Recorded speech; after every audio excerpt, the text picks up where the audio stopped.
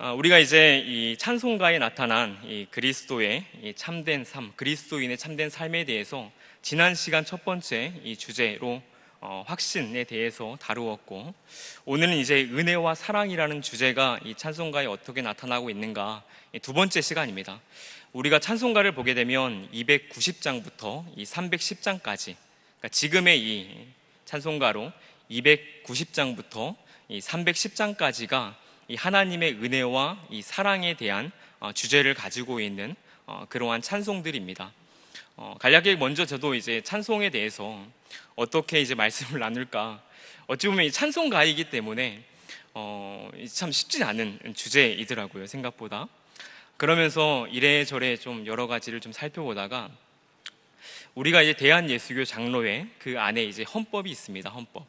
거기 안에 보게 되면 이제 사장이 예배 모범 중에서 하나가 있는데 시와 이 찬송이라는 그런 항목이 하나 있더라고요. 시와 찬송. 제가 강의 안에 넣어놨는데 거기에 보면 한 3가지의 항목 중에 제가 2가지를 좀 간추려서 적어놓은 내용입니다. 보시면 하나님을 찬송하는 것은, 그러니까 우리 교단 내에서 우리가 지정하고 있는 시와 찬송은 어떻게 우리가 드려야 하는가라고 할 때에 여기 보시면 하나님을 찬송하는 것은 모든 신자의 마땅한 본분이다. 모든 성도들이 마땅히 하나님 앞에 이 찬양을 드려야 되고, 그 다음에 하나님을 찬송하는 노래를 부를 때는 어떻게 합니까? 정성으로 하며, 정성으로 하며. 지난 이 순장 세미나 할 때 제가 갈비탕 국물을 이렇게 맛봤는데요, 한 숟가락만 맛봐도 정성이 많이 들어갔구나 라는 생각이 들었습니다. 우리가 하나님을 찬양할 때에 그 찬양은 정성으로 드려야 한다. 그리고 그 뜻을 깨달으며, 우리가 이제 찬양을 할 때에 그냥 이렇게 쭉 흘러갈 때가 있죠. 그런데 우리가 한 번쯤은 이 찬양에 대해서 다시 한번 생각하며 부를 때에는 정성을 다하고 그 찬양의 의미가 어떠한 내용들을 담고 있는가, 그 뜻을 깨달아야 한다라고 말하는 것입니다. 그리고 곡조에 맞추어 주께 우리 마음을 다해야 할지니, 우리의 마음을 다해서 우리가 예배를 선포할 때에도 영과 진리로 선포를 합니다. 나아간다라고. 찬양할 때에도 우리의 마음을 다해서 우리는 찬양해야 된다라고 얘기를 합니다. 그리고 이제 여기 제가 적어놓진 않았는데 3번째 항목에는 어떤 부분도 있냐면요, 공예배를 드릴 때에 목사가 찬양을 적절하게 잘 골라야 되고, 그리고 실력 있게 찬양을 불러야 한다. 그런 내용도 그렇게 좀 들어가 있는 부분이 있습니다. 제가 여기는 넣지는 않았습니다. 그 다음에 2번째로 제가 이제 찬송가에 대해서 한번 이렇게 살펴보면서 제가 가지고 있는 찬송가가 이제 이 찬송가입니다.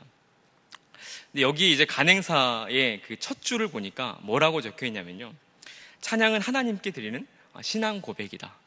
찬양은 하나님께 드리는 신앙 고백이다. 우리가 이 찬양을 얘기할 때에 이 곡조 있는 기도라는 표현을 많이 쓰죠. 곡조 있는 기도. 그리고 기도는 또 얘기하면 영적 생명의 이 맥박이다라는 표현도 씁니다. 그러면 한번 2개를 연결시켜 볼 때 어떻게 생각을 또 하게 되냐면, 내가 찬양을 할 때에, 기도의 내용을 담아서 찬양을 할 때에 나의 맥박이 정말 이렇게 춤을 추면서 뛰지 않을까. 이해가 되십니까? 기도가 영적 생명의 맥박이라고 하는데 찬양은 또 곡조 있는 기도라고 할 때에 우리가 이 기도의 내용을 담아서 이 찬양을 할 때, 또 특별히 말씀의 내용들을 담고 있는 이 찬양들을 할 때에는 내 영혼이 정말 하나님 앞에서 춤을 뜨듯이 정말 기쁘겠구나, 그런 생각도 해보게 되었습니다. 그러면서 이 찬양이라는 건 결국 이 신앙의 고백들을 담고 있는데, 또 말씀을 준비하면서 그럼 나는 어떤 찬양을 통해서 이 하나님 앞에 신앙의 고백을 했을까라고 할 때 참 여러 가지의 찬양들이 참 저는 스쳐 지나가는 게 있습니다. 여기 이제 한 3가지 정도만 좀 남겨놨는데, 제가 처음으로 정말 예수님을 영접했을 때, 저는 원래 모태신앙이긴 합니다. 그런데 하나님을 좀 잠깐 떠난 적이 있거든요. 워낙 어린 시절에 떠났기 때문에 다시 돌아온 시점도 한 중학교 2학년 때입니다. 2학년 때. 근데 저는 그때 하나님이 참 원망스러웠고 싫었기 때문에 제가 그때 이 하나님 앞에 돌아오면서 불렀던 찬양이 여기 보시면 공평의 주님이라는 찬양입니다. 찬송가는 아니고 일반 이제 복음성가인데, 제가 참 고민하다가 저희가 이 찬양을 가지고 또 같이 나누는 시간이기 때문에 찬양을 그냥 불러야 되겠다 생각을 했습니다. 공평의 주님이라는 찬양을 아마 아시는 분이 많지 않을 수도 있어요. 제가 한번 불러보면 아마 아시는 분은 같이 부르셔도 좋을 것 같습니다. 이렇게 시작합니다. 주님 왜 저를 사랑하지 않으십니까? 주님 저를 버리신 겁니까? 주님 왜 저 사람을 더 사랑하십니까? 주님은 그런 분이십니까? 그날 밤 주님께 나는 울며 따졌었네. 그러나 주님 내게 고요한 음성으로 말씀해 주셨네. 나는 너를 사랑한다. 나는 너를 사랑한다. 나는 공평하단다. 이 사람도 저 사람도 모두 사랑한다. 나는 공평하단다. 그러니까 하나님께서 저는 기도할 때 하나님은 공평하지 않고 원망의 하나님으로 고백했는데, 그날 제가 하나님을 인격적으로 만났을 때 하나님이 나를 정말 사랑하신다라고. 그래서 제가 이 찬양을 정말 오랫동안 불렀었습니다. 오랫동안 이 찬양을. 그리고 나서 이제 신앙생활을 한번 쭉 시작하면서 이 고등학교 때 들어가서는 제가 불렀던 찬양이 여기 보시면 이제 아침 한개 눈앞 가리든 아마 불러보신 분도 있으실 것 같아요. 저도 찬미 500 나왔을 때, 찬미 1000 나왔을 때 내가 이 찬양을 다 기타로 쳐보리라 그런 다짐을 했던 적이 있거든요. 여기 이제 이 아침 한개 눈앞 가리듯은 이렇게 가사가 되죠. 아침 한개 눈앞 가리든 나의 약한 믿음 24일 때 부드럽게 다가온 주의 음성 아무것도 염려하지 말라. 빗줄기에 바위페이든 나의 작은 소망 사라져갈 때 고요하게 들리는 주의 음성 내가 너를 사랑하노라. 주님 앞에 나아갈 때 위로하시는 주님, 나를 도우사 나를 감싸주십니다. 그리고 후렴에 이렇게 말합니다. 십자가의 보혈로서 주의 크신 사랑 알게 하셨네. 언제나 내가 감사하겠습니다. 그러니까 하나님 앞에 이 신앙생활을 한다라고 나아갔지만 의심이 사라지는 않더라고요. 그러니까 그러한 의심이 쌓여갈 때, 하나님이 나아갈 때 하나님께서는 나에게 다시 한번 찾아와 주셔서 이 구원의 은혜를 주셨다라는 고백이 이 아침 한개 눈앞 가리듯이라는 이 감사의 고백을 담고 있는 찬양입니다. 제가 이걸 고등학교 때 참 많이 이 신앙의 고백 가운데에 불렀었습니다. 그리고 제가 한번 재수를 하고 나서 신학교를 갔거든요. 신학교에 가서 저는 하나님을 정말 다시 인격적으로 만났다라고 생각을 합니다. 그러면서 제가 늘 불렀던 찬양이 갈라디아서 2장 20절의 이 찬양입니다. 보시면 내가 그리스도와 함께라고 되어 있죠. 내가 그리스도와 함께. 제가 한 2년 정도를 여기 왼손 손바닥에다가 갈라디아서 2장 20절 말씀을 매일 아침마다 새벽 기도가 끝나면 적고 또 지워지면 또 적고 지워지면 또 적고 그랬습니다. 그리고 항상 저녁에 기도할 때에도 이 찬양을 빼놓지 않고 불렀었거든요. 그래서 부르려고 합니다. 제가 음정과 박자는 틀릴 수 있지만 이건 여러분이 이제 성경 말씀을 또 암송하고 있는 분들은 잘 아실 수 있어요. 내가 그리스도와 함께 십자가에 못 박혔나니 그런즉 이제 내가 죄송합니다. 예. 오직 내 안에 예수께서 사시는 것이라. 내가 사는 것도 어떻게 사는 거냐면 하나님의 아들, 그분을 믿는 믿음 안에 사는 것이다 라고 고백하는 것이죠. 그러니까 이건 제 신앙 고백에 이 대학교 때 다시 한번 예수님을 인격적으로 만나고 정말 매일같이 이렇게 고백했던 찬양입니다. 죄송합니다. 그래서 제가 이제 그 은혜와 이 사랑에 대해서 말씀을 좀 나누고자 하면서 간략하게 이 은혜와 사랑이 성경에서 어떻게 표현되는가라는 것을 좀 적어 두었습니다. 은혜를 우리가 보게 되면 이 은혜는 구약에서 한 3가지의 이 명사로 그 용례를 살펴볼 수 있습니다. 헨, 라하밈, 헤세드라고 되어 있죠. 헨은 이 하나님 앞에서 경건한 자 또는 고통받는 자를 보면서 하나님께 베푸신 사랑을 표현할 때 말합니다. 여러분이 잘 알고 있는 노아를 하나님께서 바라보실 때 노아가 당대의 의인이었고 동행하는 사람이었습니다. 그때 하나님께 노아를 향해서 뭐라고 말씀하시면 여호와께서 은혜를 베푸셨고 은혜를 입었다라고 표현을 합니다. 이때 사용된 게 이 헨이라는 용례입니다. 두 번째로 라하밈이라고 해서 죄사함을 받은 것을 의미할 때 이 용례가 사용되는데요. 여기 보시면 출애굽기 34장 6절은 금송아지 사건, 여러분 아시죠? 출애굽의 이후에 금송아지 사건에 범죄한 뒤에 하나님께서 이스라엘 향해서 죄사함을 베푸실 때 이 용례가 사용이 되어집니다.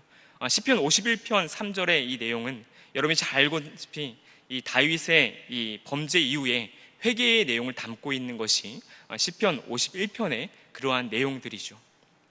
그리고 세 번째로 이 헤세드라는 것은 여러분이 많이 알고 있는 단어입니다. 헤세드. 이것은 인자한 하나님의 본성의 그 의미를 드러내는 것으로 성경에서 정말 많이 표현되고 있는 부분입니다. 그래서 여기 출애굽기 15장 13절, 시편 112편 4절, 예레미야 9장 24절을 보게 되면 하나님의 인자하심으로, 주의 인자하심으로, 여호와의 인자하심으로 그러한 표현 속에서 하나님께서 이 백성들을 바라보고 있는 표현들이 많이 등장하고 있음을 보게 됩니다. 그리고 신약에 오게 되면 이 은혜라는 단어가 여러분 잘 알죠? 카리스라는 단어, 카리스. 여러분 옆 사람 한번 보면서 당신은 카리스마 있습니까? 한번 얘기해 보세요. 여러분 카리스마 있습니까? 우리가 알고 있는 이 카리스마라는 이 단어가 여기 이 카리스에서 나오거든요. 그러니까 원래는 이제 끌리는 사람에게 이 카리스마 있다라고 얘기를 하죠. 끌리스마.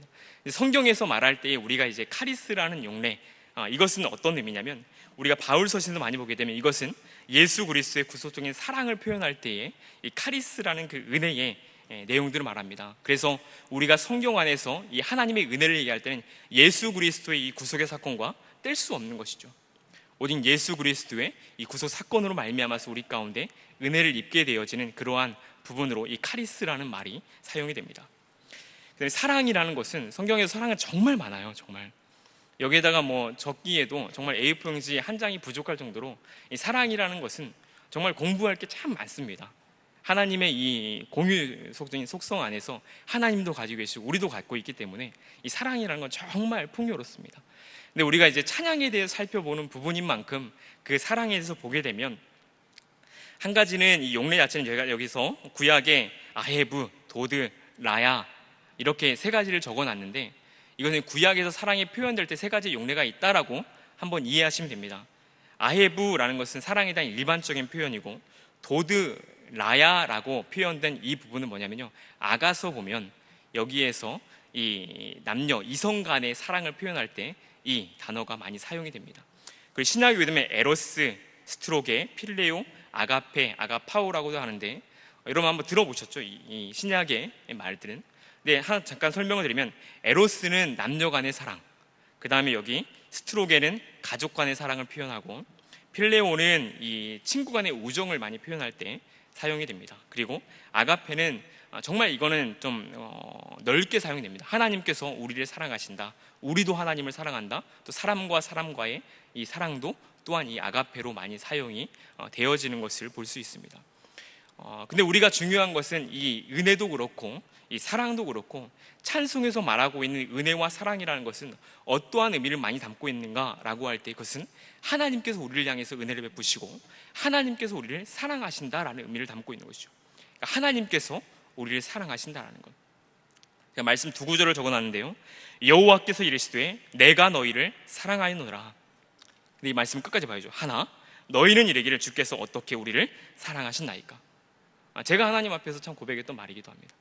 하나님은 끊임없이 나를 사랑한다, 하나님은 끊임없이 이스라엘 백성을 향해서 사랑한다라고 얘기를 하고 있다는 거죠. 그래서 우리가 이 성경을 얘기할 때에 누구는 그렇게 얘기하죠. 성경은 하나님의 연애편지다. 들어보셨습니까? 연애편지 다들 써보신 분들이시죠? 지금 여기 앉아 계신 분들은 연애편지, 저도 연애편지를 한동안 참 많이 썼습니다. 제가 군생활 동안도 연애를 했었기 때문에 참 편지를 그래도 좀 썼습니다. 그러니까 우리가 성경을 얘기할 때 성경은 하나님의 이 연애편지다. 근데 누구는 그렇게 얘기하더라고요. 성경은 짝사랑이다, 짝사랑의 편지다라고도 얘기를 합니다. 그러니까 하나님께서 우리를 향한 일방적인 그 사랑을 담고 있다라는 것이죠. 신약의 본문 중에 제가 요한일서의 본문을 우리가 아까 읽은 내용을 넣었는데요. 사랑하지 아니하는 자는 하나님을 알지 못하나니 이는 하나님은 사랑이심이라. 그러니까 하나님이 사랑이다라는 것이 성경 곳곳에 정말 많이 드러나 있고, 우리가 이 부르는 이 찬양, 우리가 오늘 살펴보게 되어지는 290장부터 이 310장까지의 그 내용 안에는 하나님께서 우리에게 은혜를 베푸시고 하나님께 우리를 사랑하신다라는 그러한 내용들을 참 많이 담고 있습니다.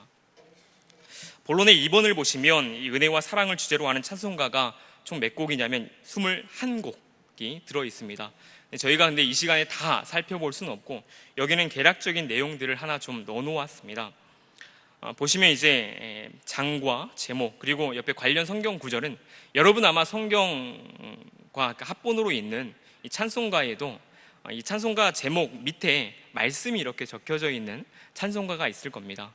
그래도 예배로서 저희가 나아가기 때문에 이 말씀을 여기다가 지금 표로 같이 넣어놓았습니다. 우리가 21곡을 다 살펴볼 수 없고 여기 넣어놓은 것은 제가 몇 가지만 좀 보고자 함이고 뒤에 넘어가면 좀 자세히 좀 보려고 하는데요. 여기 보시면 290장에 우리는 주님을 늘 배반하나 라는 찬양, 이 찬양도 참 많이 부르는 찬양 중에 한 곡이죠. 이 찬양을 보면 원래 이 찬양의 이 작사자였던 그 동역자의 내 딸이 죽고 나서 그 소식을 전해 들은 다음에 이 찬양의 이 곡을 지은 겁니다. 그러면서 내가 너를 위하여 내 믿음이 떨어지지 않기를 그래도 기도한다라는 이 말씀이 우리가 찬송가에서 볼 수 있는 말씀입니다. 그리고 290장 3절을 보면 그 심정이 그대로 드러나는 부분이 있는데요. 무거운 짐지고 애타는 인생 주 예수께 돌아와 곧 쉬어라. 내 주 예수 너희를 돌보실 때에 참 복락과 안위가 넘치겠네. 그러면서 후렴에서 이렇게 말하죠. 주 널 위해 비네, 주 널 위해 비네, 주 널 위해 비네. 그러니까 이 동역자의 4명의 딸이 그대로 죽고 나 소식을 전한 다음에 하나님께 널 위해서 기도해 주시기를 바란다라는 마음이 고스란히 담고 있는 것이죠. 그 다음에 292장을 보면 주 없이 살 수 없네 라고 되어 있는데 원래 이 곡을 지은 작사자는 건강이 정말 좋지 않아서 학교조차도 다닐 수 없는 사람이 이 찬양을 지었습니다.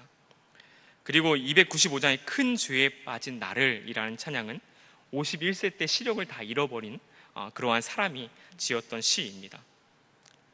그리고 우리가 305장 나 같은 죄인 살리시는 참 많이 여러분이 듣는 곡 중에서 하나일 것 같습니다.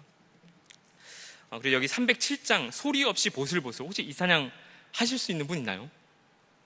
이게 이제 새 찬송가로 번역되면서 새로 들어온 찬양이고 일본 사람이 원래 그 작사를 하고 우리나라 사람이 이렇게 붙인 곡이기도 합니다. 그래서 아직은 잘 알려지지 않은 찬양인 것 같습니다. 제가 이 중에서 304장과 310장 이 두 곡을 가지고 한 번 더 좀 구체적으로 이 설명을 드리려고 합니다.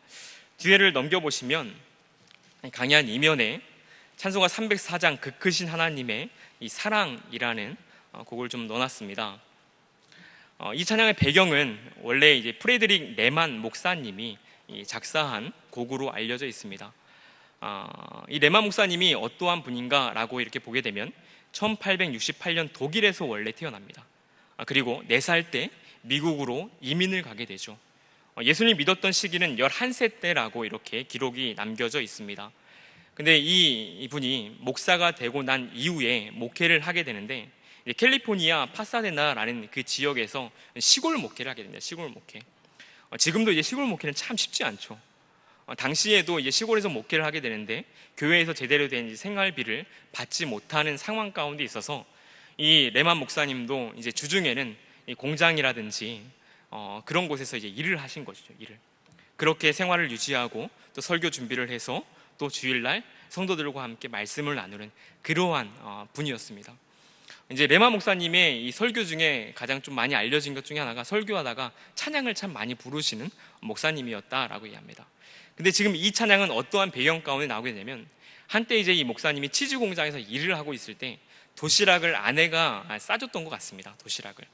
도시락을 신문지에 이렇게 싸가지고 이제 주셨는데 점심때가 되어서 이제 신문지를 벗기고 도시락을 먹으려고 하는데 이 신문지 벗기는 사이에서 이제 아내가 써준 편지 한 장이 딱 나오게 되는 거죠. 근데 그 편지의 내용이 어떠한 거냐면 당시 유태인의 시, 여기 보시면 제가 이 하다무트라는 이 유대교 찬양시다라고 적어 놓았죠. 11세기의 이 찬양시를 아내가 인용해서 편지를 적어 놓은 겁니다.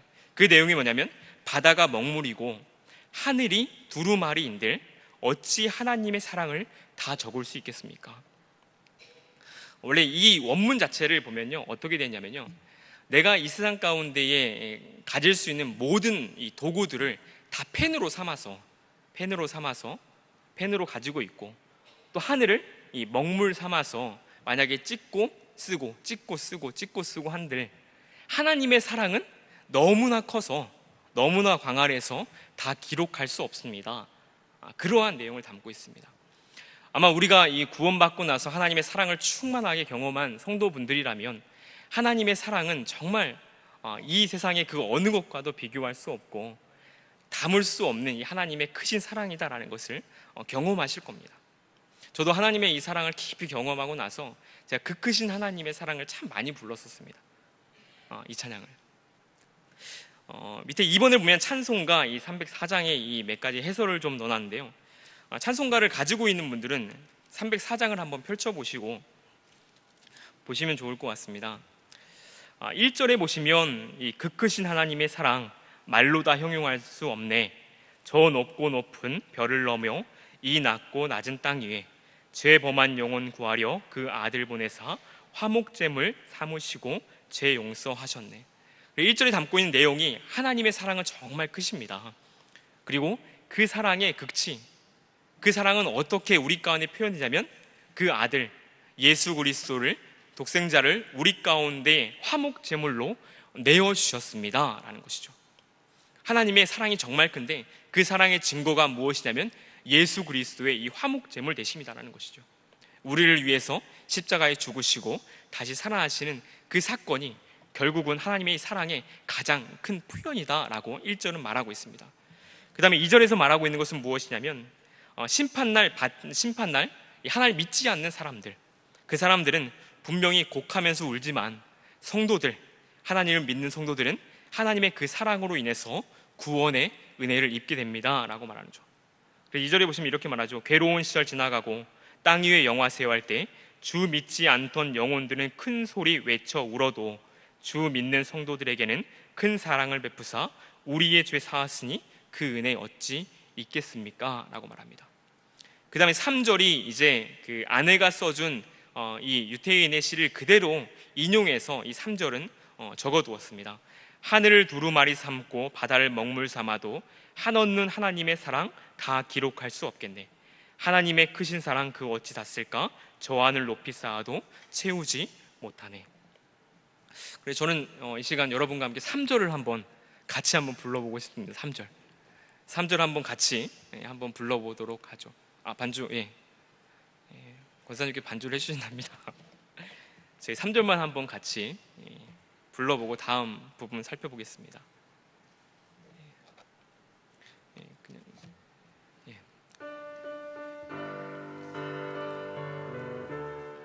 가사의 의미를 생각하면서 하나님의 사랑을 생각하면서 3절 불러보겠습니다. 하늘을 두루마리 삼고 바다를 먹물 삼아도 한없는 하나님의 사랑 다 기록할 수 없겠네. 하나님의 크신 사랑 그 어찌 닿을까? 저 하늘 높이 쌓아도 채우지 못하리. 하나님 크신 사랑은 증량다 못하며 영원히 변치 않는 사랑 성도여 찬양하세. 아멘. 두 번째로 우리가 찬송가 한 장 더 살펴보고자 하는데요, 찬송가 310장에 이 하나님의 은혜로라는 찬양입니다. 한번 찬송가를 한번 펼쳐보시면 하나님의 은혜로라고 되어 있고, 그 밑에 디모데후서 1장 12절의 말씀이 하나 적혀 있죠. 그 날까지 그가 능히 지키실 줄 확신함이라. 이 하나님의 은혜로라는 찬양 자체가 이 디모데후서 1장 12절에 이 말씀을 근거해서도 만들어진 찬양입니다. 보시게 되면 이제 강의 안에 다니엘 웹스터 휘틀 복음 전도자로 알려진 분입니다. 찬양은 1883년도에 이 작사가 되었습니다. 아까 제가 이 찬송가 304장의 이 내용들은 뭐 나이를 얘기하지 않았는데 한번 이 나이를 보면 위에 이제 304장은 이분이 한 50세 때 지은 곡이었습니다. 지금 두 번째 살펴본 하나님의 은혜로라는 이것은 한 44세 정도 지은 곡으로 여겨집니다. 아마 이 중에 한 50세, 또 60세도 계시고 70세도 계시고 80세도 제가 볼 때는 안 계신 것 같아요. 다 동안이시기 때문에 이런 분들과 같이 찬양을 한번 지어보셔도 참 좋을 것 같아요. 지금 이제 두 번째 살펴본 하나님의 은혜로라는 것은 다니엘 웹스터 휘틀 복음 전도자로 알려진 분이 지은 곡인데 이분의 이제 생애를 간략하게 좀 보게 되면 1840년에 미국에서 출생했습니다. 그리고 이제 시카고에서 은행 직원으로 쭉 일을 하다가 남북 전쟁 당시에 이제 참전해서 전쟁의 용사로서 이렇게 나간 거죠. 기록을 보면 이분은 이제 소령으로 전역을 합니다. 간부급으로 이제 전쟁에 참여를 했다라는 것이죠. 근데 이제 전쟁을 하다가 수류탄 파편에 맞아서 한쪽 팔을 잃어버리게 됩니다. 또 이제 그것도 어떻게 보면 참 안 좋은 사건인데 당시에 이제 전쟁 포로로 또 잡혀가서 살게 되어지는 이 상황 가운데 있는 것이죠. 근데 치료를 위해서 한 병원에 이제 눕게 되어지는데 그 병원에서 이분이 이 어머니가 주신 어떻게 보면 이 성경을 생각하면서 거기에 또 성경을 이렇게 종종 읽었던 것 같아요. 근데 이 찬양의 배경을 보면 어떤 배경하에서 만들어지냐면 그렇게 한쪽 팔을 잃고 또 이제 병원에서 치료를 받는 중에 성경을 이렇게 읽고 있는데 그 모습을 한 간호사가 보고 나서 찾아와서 이렇게 얘기하는 겁니다. 지금 우리 병원에서 내일이면 곧 죽을 사람이 있는데 그 사람에게 좀 하나님의 이 사랑을 좀 당신이 전해주면 좋겠습니다 라고 얘기를 하는 거죠. 근데 이제 처음에 지금 여기 나와 있는 웹스터 휘틀 이 복음 전도자로 있는 이분은 저는 그렇게 복음을 전해본 적도 없고 그리고 제 안에 이 하나님에 대한 그 구원의 확신조차도 저는 아직 솔직히 없습니다. 감히 제가 어떻게 그 사람에게 가서 위로하고 또 이 복음을 전하겠습니까? 거절을 합니다, 처음에는. 근데 이제 간호사의 이 만류에 못 이겨서 결국은 이 사람에게 가서 이 하나님의 이 사랑, 자기가 알고 있는 범주 안에 전하게 되는데 먼저 그 사람이 말하고 있는 내용들이 뭐냐면 적어놓은 것처럼 나는 병사의 손을 잡고 무릎을 꿇었다. 이분의 회고록에 적힌 내용입니다. 짤막한 말로 먼저 이분이 뭘 얘기하냐면 먼저 내 죄를 고백하고 용서해 달라고 기도했다. 먼저 자기의 죄를 고백을 합니다. 그런 다음에 소년이 하나님의 구원의 약속을 믿도록 기도했다. 하나님께서 그에게 그리스도를 알려주기 위해 나를 강제로 이끄신 것이다. 나를 통하여 그리스도의 보혈의 공로로 죄사함을 선포하신 것이다. 어쩌면 이분 가운데서도 믿음의 확신이 없는 가운데에 이 곧 죽을 병사에게 가서 복음을 전했던 그러한 사건 속에서 이 찬양을 나옵니다. 그러면서 한번 생각해 보십시오. 우리가 이제 이 찬양 1절에 이렇게 시작하거든요. 하나님의 은혜로 이 쓸데없는 자 왜 구속하여 주는지 난 알 수 없도다. 하나님, 내가 이 쓸데없는 자라고 생각했는데 하나님 저를 구원해 주셨습니다. 그리고 구원해 주셨을 뿐만 아니라 나를 사용하셔서 그 병사에게 복음을 전하게 하셨다라는 거죠. 그러니까 이 쓸데없는 자 왜 구속하여 주는지 알 수 없도다. 2절에서 말하죠. 왜 내게 굳센 믿음과 또 복음 주셔서 내 마음이 항상 편한지 알 수 없도다. 왜 내게 성령 주셔서 내 마음 감동해 주 예수 믿게 하는지 알 수 없도다. 그러니까 이 1절, 2절, 3절, 4절 보면서 마지막에 계속 말하는 게 뭐냐면 알 수 없다, 알 수 없도다, 알 수 없도다, 알 수 없도다라는 말합니다. 근데 후렴에서는 또 뭐라고 말하냐면 내가 믿고 또 의지하면 내 모든 형편 아시는 주님 늘 보호해 주실 것을 뭐라고 말합니까? 나는 확실히 안 해요. 확실히 안 해. 어떻게 보면 나는 알 수 없는 인생이었지만 정말 하나님을 만나고 나서 그 복음 앞에 선 다음에 나는 하나님께서 나를 사랑하시고 또 하나님께서 내 모든 형편을 아시고 나를 보호해 주실 것을 확실히 아는 그런 신앙의 고백을 할 수 있습니다 라는 내용들을 담고 있는 것이죠. 그래서 우리가 310장을 이렇게 찬양하다 보면 여기 이제 이번에 제가 동그라미 이번에 내용 적은 것처럼 하나님의 크신 은혜와 사랑은 한이 없이 크고 넓으심으로 우리가 다 알 수 없다는 것입니다. 그러나 한 가지 확실히 알고 믿을 수 있는 것은 하나님께서 내 형편을 다 아신다는 것, 그리고 하나님께서 나를 보호해 주실 것이다 라는 것입니다. 아마도 이 자리에서 신앙의 이 여정을 살아가신 성도님들의 삶 속에서 동일할 것 같습니다. 하나님 정말 만나고 나서 그 은혜를 경험하고 사랑을 깨닫고 나면 정말 알 수 없었지만 하나님께서 미천한 나를 정말 우리가 흔히 말할 때 찢기와 같다라는 표현을 쓰기도 하고, 바울의 표현을 빌자면 벌레와 같다라고도 할 수도 있죠. 그러니까 그러한 우리들을 구원해 주셔서 하나님에 나아가면 결국 우리도 이렇게 고백하는 것이죠. 하나님, 저의 모든 형편 아시고 나를 보호해 주시고 그런 주님을 제가 바라봅니다 라고 말할 수 있는 것입니다. 근데 제가 이 인도를 이렇게 쭉 하기 위해서 이 찬송도 다시 한번 다 불러보기도 하고 들어보기도 했습니다. 여러분이 잘 찾아가시는 유튜브에 가보면 이제 여기 있는 은혜와 사랑이라는 이 부분만 찬양 곡으로 남겨져 있는데 약 1시간 16분 정도 됩니다. 1시간 16분 정도. 여러분이 따라 부르면 1시간 한 16분 정도 안에 290장부터 310장까지 부를 수 있는 것이죠. 저도 그 찬양들을 한번 저도 하나님 말씀을 사모하고 찬양을 사모하면서 쭉 듣고 찬양하면서 어떠한 생각이 참 많이 들었냐면요, 우리가 언제 하나님의 은혜를 깊이 깨닫게 되고 언제 하나님의 이 사랑을 깊이 알게 되어지는가 할 때 결국은 참 이 고통 고난 중에 하나님의 그 은혜와 사랑을 참 많이 깨닫는다라는 생각이 들었습니다. 그리고 이제 생각나는 분이 있었는데, 제가 지난 서울에 있을 때 좀 섬겼던 그 한 권사님이 좀 있었는데, 한번 화면을 하나 좀 띄워주시면, 안 계신가요? 가셨나요? 예. 여러분 혹시 보이십니까?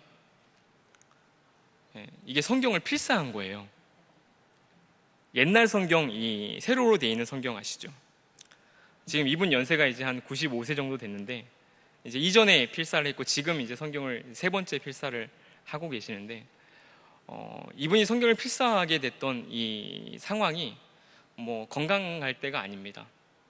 디스크 상급 판정 받고 또 장애 판정까지 다 받고 나서 이분 권사님 댁에 가면 제대로 걸어가질 못하세요. 제대로 음식도 제대로 할 수 없고, 근데 그러한 상황 가운데 몸이 있는데, 이분 딸이 결혼하고 나서 교통사고로 먼저 세상을 떠나고 손주를 키우시는 권사님이었습니다. 그 다음 사진을 보여주시면 지금 저분이 권사님이시고 그 옆에 이제 약간 그 오른쪽 눈에 종기같이 난 친구가 손주입니다. 손주. 지금 한 17살 때 찍은 사진인데요. 그 옆에 있는 분은 저랑 같이 이제 활동했던 이제 청년 간사들이었습니다. 간사들. 근데 권사님의 상황을 보면 정말 뭐 딸도 먼저 세상을 떠나고 또 데리고 있는 이 손주도 종기가 있고, 저 종기는 삼성병원에서도 쉽게 수술할 수 없을 정도로 참 이 많은 기도를 요했던 부분이거든요. 그러니까 권사님 댁에 가면 참 권사님 위로해 줘야 될 것 같잖아요, 그렇죠? 저는 권사님 댁 방문할 때마다 제가 참 많이 위로를 받고 참 이 감격받고 돌아옵니다. 권사님이 어떻게 보면 힘들었죠. 딸이 먼저 세상을 떠나서. 근데 그때 성경 필사를 시작하셨고, 그러면서 그 이후에 이 하나님 앞에 참 고백했던 게 은혜와 사랑이셨습니다. 하나님밖에 없다. 하나님의 은혜로 삽니다. 하나님 정말 저 사랑하십니다. 그리고 우리 준석이도 정말 많이 사랑하십니다. 그리고 우리 준석이 위해서 많이 기도해 주세요. 제가 이제 여러분들에게도 말씀드리는 것은, 아마 제가 알지 못하는 여러 가지의 사연들이 이 자리에 있는 성도분들에게도 참 많이 있을 것이고, 지금도 어떻게 보면 누구에게도 말 못할 여러 가지의 이 고난과 고통들이 있겠다 싶습니다. 근데 지금이 그럼 어느 때이냐 라고 할 때에 결국 우리가 말하는 것처럼 은혜 받을 때이다라는 것, 하나님의 은혜를 경험할 수 있는 때이고 하나님의 사랑이 경험되어질 때이다라는 것이죠. 그게 결국은 우리 성도의 큰 힘인 것 같습니다. 그래서 결국 그 마지막의 말을 제가 결론으로 뭘 써놨냐면요, 여러분 자주 들으시는 거죠. 주 예수 그리스도의 은혜와 하나님의 사랑과 성령의 교통하심이 바울의 축도입니다.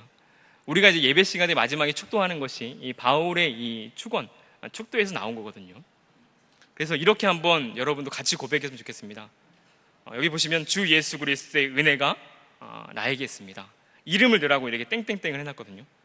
주 예수 그리스도의 은혜가 나에게 있고 하나님의 사랑이 나에게 있고 성령의 교통하심이 또 나에게 있습니다. 저는 이렇게 얘기했는데 여러분 한번 소리내서 여기 땡땡땡에 자기 이름 넣어서 한번 소리내서 한번 읽어볼게요. 시작. 주 예수 그리스도의 은혜와 하나님의 사랑과 성령의 교통하심이 오경재에게 있습니다. 우리가 어떠한 상황 가운데 있다 하더라도, 그것이 설사 고통 가운데 있다 하더라도 분명 하나님은 우리에게 은혜를 베풀어 주실 것이고 하나님의 사랑은 영원히 끊어지지 않을 것이다 라는 것이죠. 그 믿음의 고백을 함께 할 수 있는 성도님들이 되기를 소망합니다.